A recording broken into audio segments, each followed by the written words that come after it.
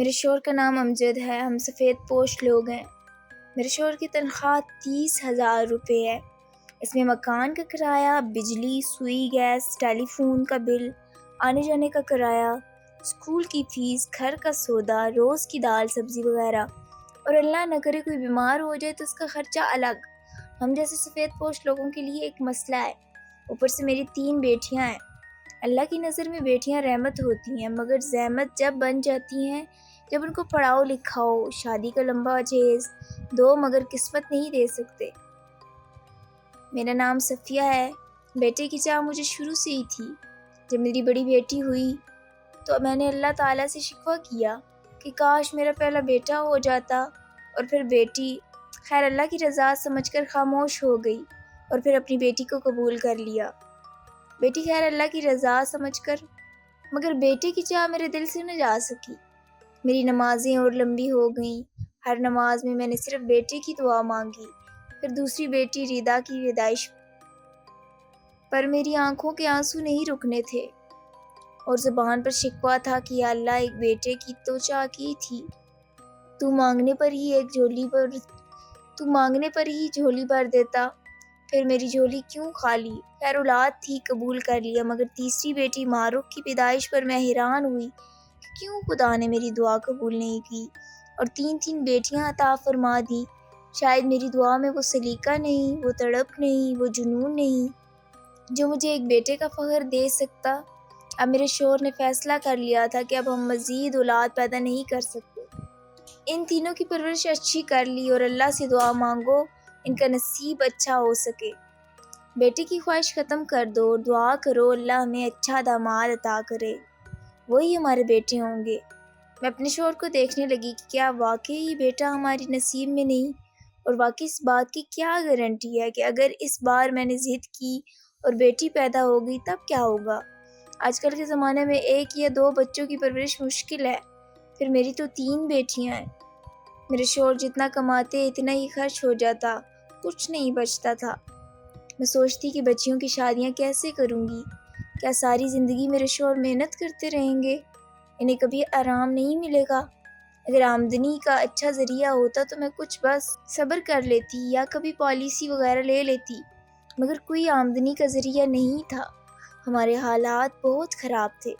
اوپر سے بیٹے کی چاہ میرے دل سے ختم نہیں ہوئی تھی۔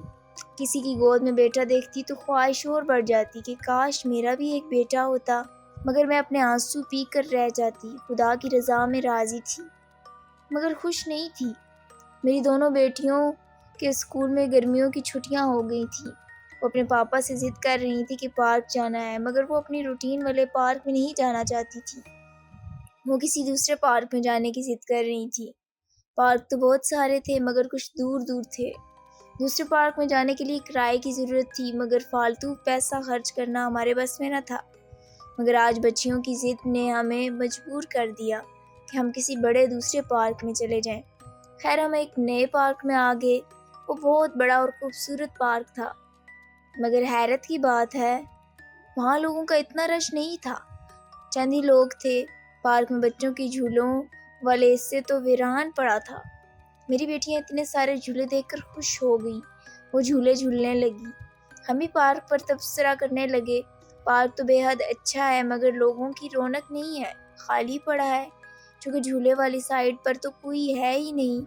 میرے شوہر بولے ہمیں کیا، ہماری بیٹیاں تو خوش ہیں، انجوائے کر رہی ہیں، جس جھولے پر چاہیں جھول رہی ہیں۔ وہ تینوں خوش تو ہم بھی خوش۔ ہم دونوں مسکرانے لگے، پھر ہم ادھر ادھر کی باتیں کرتے ہوئے بچوں پر نظر بھی ڈال دیتے۔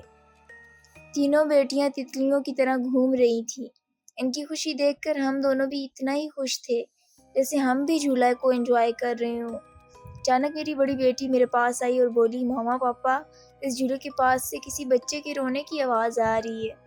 ہم دونوں اپنی بیٹی کے ساتھ اس جھولے کے قریب چلے گئے تھے۔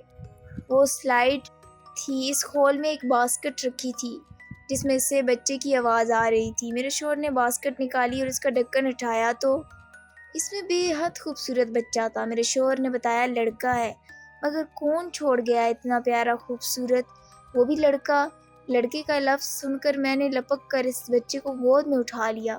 وہ میری گود میں آ کر بالکل چپ ہو گیا اور مجھے ٹکر ٹکر دیکھنے لگا۔ میں نے بے اختیار اسے چوم لیا۔ مجھے اس بچے پر بہت پیار آ رہا تھا۔ میرے شوہر بولے پتہ نہیں کس کا بچہ ہے، کون اسے یہاں چھوڑ کر چلا گیا، اور بھی وہ پتہ نہیں کیا کیا بولتے رہے۔ وہ لوگوں سے پوچھ رہے تھے، چوکیدار سے پوچھ رہے تھے، مگر کسی کو کچھ علم نہ تھا کہ وہ بچہ کس کا ہے اور کون اسے یہاں چھوڑ کر گیا ہے۔ آخر اس بچے کی کاغذ کارروائی شروع ہوئی۔ پھر پولیس نے کہا اسے ایدی ہوم میں دے دیتے ہیں۔ میرا دل اس بچے سے جدا ہونے کو قطعاً نہیں چاہ رہا تھا۔ پھر میرے دل نے فیصلہ کر لیا کہ اللہ تعالیٰ نے مجھے یہ گفٹ دیا ہے، یہ اس عبادت، اس نماز، اس دعا کا کمال ہے جو میں نے اللہ سے مانگی۔ اللہ نے مجھے بیٹا دے دیا ہے، چاہے وسیلہ کچھ بھی بنایا، اس کا کوئی دعویدار نہیں تھا۔ تو پھر یہ میرا ہوا، میرا بیٹا، میری جان، میری آنکھوں کا نور، میرا بچہ۔ میں بے تحاشا اسے پیار کرنے لگی۔ وہ بھی ایسے مسکرا رہا تھا جیسے واقعی وہ میرا بیٹا ہو۔ میرے شوہر نے میرا پیار اور بیٹے کی طرف دیکھ کر بچے کی کسٹڈی اپنے ہاتھ میں لے لی۔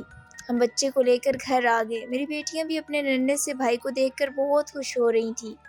میرے شوہر خوش تھے مگر خاموش تھے۔ آپ اتنے خاموش کیوں ہیں؟ میں نے بالآخر پوچھ لیا۔ صفیہ، تمہارا پیار دیکھ کر ڈر لگ رہا ہے۔ اگر کسی اور کا بچہ ہوا اور وہ لینے آ گیا تو تمہیں دیتے ہوئے بہت دکھ ہوگا۔ کچھ نہیں ہوگا، یہ میرا بیٹا ہے، اللہ تعالیٰ نے یہ مجھے گفٹ کیا ہے، یہ میری دعاؤں کا پھل ہے۔ ہم نے اس کا نام علی رکھ دیا اور ہم ہنسی خوشی رہنے لگے۔ معاشی پریشانیاں تو تھیں ہمارے ساتھ، مگر پتہ نہیں کیوں اب ان پریشانیوں سے میں گھبراتی نہیں تھی۔ اپنے بیٹے کی محبت میں اب مجھے یہ پریشانی بھی نظر نہیں آتی تھی۔ اپنے بیٹے علی میں نے ایک بات دیکھی، وہ سارا دن ہمارے ساتھ رہتا، مگر جب سونا ہوتا تو اسے نیند اس باسکٹ میں ہی آتی تھی۔ جب وہ نیند سے بے چین ہو جاتا تو میں اسے باسکٹ میں لٹا دیتی اور آرام سے سوتا رہتا۔ آج پھر مالک مکان آیا تھا اور کرایہ مانگ رہا تھا۔ تیسرا مہینہ ہونے کو آیا، ہم نے کرایہ ادا نہیں کیا تھا۔ وہ بہت غصے میں بولا تھا، کل شام تک اگر آپ لوگوں نے 3 مہینے کا کرایہ ادا نہ کیا تو یہ مکان خالی کرنا ہوگا۔ میں پولیس کو بھی لے کر آؤں گا، دیکھتا ہوں کیسے مکان خالی نہیں کرتے تم لوگ۔ یہ کہہ کر وہ چلا گیا۔ میں پریشان تھی کہ اب کیا ہوگا۔ اس مہینے ہمیں علی ہمارا بیٹا مل گیا تھا، اس وجہ سے اس کے کپڑے، دودھ وغیرہ پر کافی خرچہ ہو گیا تھا۔ 5,000 رکھے تھے میں نے، گھر مکان 10,000 کرائے پر تھا، اوپر سے 3 مہینے کا کرایہ کا مطلب تھا 30,000 روپے۔ کہاں سے آئیں گے 30,000 روپے؟ کیا ہوگا؟ میں اسی فکر میں پریشان تھی کہ میرے شوہر بھی آ گئے۔ میرا اداس پریشان چہرہ دیکھ کر پوچھا، کیا ہوا ہے تمہیں؟ میں نے تمام بات بتائی تو وہ بھی پریشان ہو گئے۔ اب 30,000 روپے کہاں سے آئیں گے؟ میرے شوہر نے غصے میں کہا، میں نے تمہیں اس مہینے کا کرایہ دیا تو تھا کہ مالک مکان کو دے دینا، مگر تم سنتی کہاں ہو، فضول خرچ کرتی رہتی ہو۔ اب کیسی بات کر رہے ہیں؟ وہ پیسے ہم نے اپنے بیٹے علی پر خرچ کیے ہیں۔ اسی وقت علی زور زور سے رونے لگا۔ میں تڑپ کر علی کے پاس گئی، باسکٹ سے علی کو نکال کر گود میں اٹھا لیا۔ میری نظر باسکٹ کے اندر گئی، باسکٹ سے علی کو نکال کر گود میں اٹھا لیا تو باسکٹ میں 1,000 کے نوٹوں کی گٹھی رکھی نظر آئی۔ میں نے اپنے شوہر کو آواز دے کر وہ انہیں دکھائی۔ بچہ ہمارے پاس 15 دن سے زیادہ ہو گئے تھے آیا ہوا تھا۔ میں روز باسکٹ کی صفائی کرتی تھی، کبھی کچھ نظر نہیں آیا تھا۔ آج 1,000 کے نوٹ کی گڈی رکھی ہوئی تھی۔ میرے شوہر نے اسے نکال کر گنتی کی، وہ پورے 1,00,000 روپے تھے۔ ہم دونوں حیران تھے۔ دوسرے دن مالک مکان کو 30,000 کا کرایہ دے دیا، پھر بھی 70,000 ہمارے پاس بچ گئے تھے۔ یہ خواب تھا یا حقیقت؟ میں نے علی کو اٹھا کر پیار کرنا شروع کر دیا۔ میرے بیٹے، تم کتنے چھوٹے سے ہو مگر تم نے ہماری پریشانی حل کر دی۔ میرے شوہر بولے، پہلے یہ تو سوچو کہ یہ پیسے اس ٹوکری میں کہاں سے آئے، کہیں یہ بچہ جن تو نہیں ہے؟ آپ بہت خراب ہیں، ایک تو میرے بیٹے نے آپ کی پریشانی حل کر دی ہے اور آپ اسے جن کہہ رہے ہیں۔ وہ خاموشی سے علی کو دیکھتے جا رہے تھے۔ پھر ہم نے ان پیسوں سے ریفریجریٹر اور واشنگ مشین خرید لی، کیونکہ گرمیوں کے دن تھے اور ٹھنڈے پانی کے بغیر نہیں رہا جا سکتا تھا، اور ہاتھ سے کپڑے دھو دھو کر میرے ہاتھ تھک چکے تھے۔ اور پھر تو جیسے پیسوں کا سلسلہ شروع ہو گیا، ہمارا گھر چیزوں سے بھرنے لگا۔ اب ہم ایک پرسکون زندگی بسر کر رہے تھے۔ میں نے اپنا ہر مسئلہ اپنے بیٹے علی کو بتانا شروع کر دیا۔ میرے شوہر چپ اور خاموش رہنے لگے، بس وہ کبھی کبھی علی کو بہت حیرانگی سے دیکھنے لگتے تھے۔ ہمیں برابر ٹوکری سے پیسے مل رہے تھے۔ آخر ہمارے پاس اتنی رقم ہو گئی کہ ہم نے کاروبار شروع کر دیا، اور اللہ نے اس کاروبار میں اتنی برکت کی کہ وہ ترقی کرتا رہا۔ پھر ہم نے بہت اچھی لوکیشن پر گھر خرید لیا، گاڑی بھی تھی، نوکر چاکر بھی رکھ لیے، سب کچھ تھا۔ بچے اچھے اسکول میں پڑھ رہے تھے۔ اب میرا بیٹا علی بھی اسکول جانے لگا تھا۔ اب وہ بڑا ہو گیا تھا، ٹوکری میں نہیں سو سکتا تھا، مگر جب تک باسکٹ اس کے برابر نہ ہو اور اس پر علی کا ہاتھ نہ ہو، علی کو نیند نہیں آتی تھی۔ تینوں بہنوں کی آنکھوں کا تارا اور میری جان تھا علی، وہ بھی بہنوں کا دیوانہ تھا۔ وقت ہنسی خوشی کٹ رہا تھا کہ اچانک میرا اور میرے شوہر کا ایکسیڈنٹ ہو گیا۔ میرے شوہر موقع پر ہی ہلاک ہو گئے، اور وہ مجھے اور اپنے چاروں بچوں کو چھوڑ کر اللہ میاں کے پاس چلے گئے۔ مجھے بہت زیادہ چوٹیں آئیں، مگر سب سے بڑا نقصان میرا یہ ہوا کہ میری زبان کٹ گئی اور میں عمر بھر کے لیے بولنے سے محروم ہو گئی، اور دوسرا میرا سب کچھ لٹ گیا۔ میرا شوہر چلا گیا، اپنی بات ہاتھ کے اشارے سے بتاتی، اوپر سے میری ریڑھ کی ہڈی میں بھی گیپ آ گیا تھا۔ اسی وجہ سے میں بستر کی ہو کر رہ گئی۔ میرے بچوں کا کیا ہو رہا تھا، کون میرے بچوں کی دیکھ بھال کر رہا تھا، مجھے کچھ خبر نہ تھی۔ قسم قسم کے رشتہ دار ہمارے گھر آ کر رہنے لگے تھے، جن کی ہم نے کبھی شکل بھی نہیں دیکھی تھی، اور اب وہ حق سے ہمارے گھر اور کاروبار کو سنبھالنے لگے تھے۔ میرے بچے پریشان اور خوف زدہ تھے۔ علی 4 سال کا اور میری سب سے بڑی بیٹی 9 برس کی تھی۔ کسی سے کچھ بھی نہیں لے سکتے تھے، اور میں بھی کسی سے کچھ نہیں کہہ سکتی تھی۔ اپنے بچوں کی دیکھ بھال بھی نہیں کر سکتی تھی، ان کے آنسو بھی صاف نہیں کر سکتی تھی۔ ہاں، آنسو بہا سکتی تھی، اپنی مجبوری پر، اپنی بے بسی پر، بچوں کی لاچاری پر۔ ہمارے رشتہ دار جو پتہ نہیں ہمارے تھے یا نہیں، اب حق سے ہماری چیزیں استعمال کر رہے تھے اور میرے بچوں کا حق مار رہے تھے۔ میں خاموش روتے روتے سب دیکھ رہی تھی۔ کسی بچے کو کھانا ملا یا نہیں، کپڑے گندے بدل نہیں سکتی تھی، اسکول 1 مہینے سے نہیں گئے تھے۔ علی میرا بیٹا جس میں میری جان تھی، اس سے میں یہ سب کچھ کہہ دینا چاہتی تھی، مگر زبان نہیں تھی۔ صرف آنسو اور میری بے بسی میرا حال عیاں کر دیتی تھی۔ ایک دن علی مجھے سے لپٹ کر سو رہا تھا، میری آنکھوں سے آنسو گر رہے تھے، جس سے علی کی آنکھ کھل گئی۔ وہ مجھے دیکھنے لگا، پھر اپنے ننھے ننھے ہاتھوں سے میری آنکھوں کے آنسو صاف کرنے لگا۔ مگر میری بے بسی جو علی سے سب کچھ کہنا چاہ رہی تھی، مگر زبان کٹ جانے کی وجہ سے کچھ نہیں کہہ پا رہی تھی، اس بے بسی پر میں نے تڑپ تڑپ کر رونا شروع کر دیا۔ وہ جتنے آنسو صاف کرتا، میرے آنسو اس سے زیادہ نکل جاتے۔ اچانک علی بولا، ماں تم پریشان مت ہو، میں سب سنبھال لوں گا، بس پاپا کے 40واں کا انتظار ہے، وہ ہو جائے پھر چاہے تمام جھوٹے رشتہ داروں کو یہاں سے نکال دوں گا، میری بہنوں کی ذمہ داری اب میری ہے۔ آپ پریشان مت ہو۔ میں حیران تھی اور اتنے صاف لہجے میں علی کو بات کرتا دیکھ رہی تھی۔ وہ 4 سال کا تھا ابھی، اور وہ مجھ سے اتنی بڑی باتیں کر رہا تھا۔ علی بولا، ماں تم حیران مت ہو، بابا سمجھ گئے تھے کہ میں ایک جن ہوں، میں انسان نہیں ہوں، مگر آپ اپنی محبت میں اتنی گم تھی کہ مجھے سمجھ نہیں سکی۔ میری ماں کے 10 بیٹے پیدا ہوئے تھے، تمہاری دعا، تمہارے بیٹے کی تڑپ کی وجہ سے میری ماں نے مجھے تمہاری جھولی میں ڈال دیا، مگر وہ ماں تھی، روز مجھ سے ملنے اس باسکٹ میں آتی ہے۔ جب ہمارے گھر میں پریشانی ہوئی، میری ماں نے اس کا حل پیسے کی گڈی کی شکل میں نکال لیا۔